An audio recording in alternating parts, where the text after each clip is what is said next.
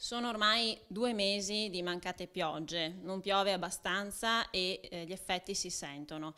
Però non possiamo più parlare di emergenza siccità, perché ormai la situazione è quella che ogni anno non c'è abbastanza acqua e le colture soffrono. Quindi bisogna iniziare a pensare, a programmare con lungimiranza il nostro futuro e il nostro futuro in agricoltura.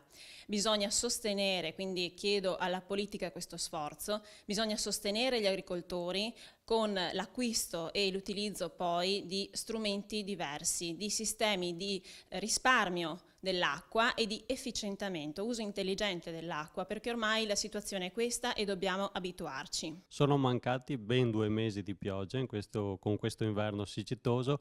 Cosa possiamo fare noi in commissione? Dobbiamo andare a lavorare sui bandi ancora aperti o che si apriranno del PSR per intercettare qualsiasi tipo di finanziamento che può essere utilizzato per appunto finanziare questi sistemi di irrigazione di precisione e di risparmio idrico in qualsiasi modo.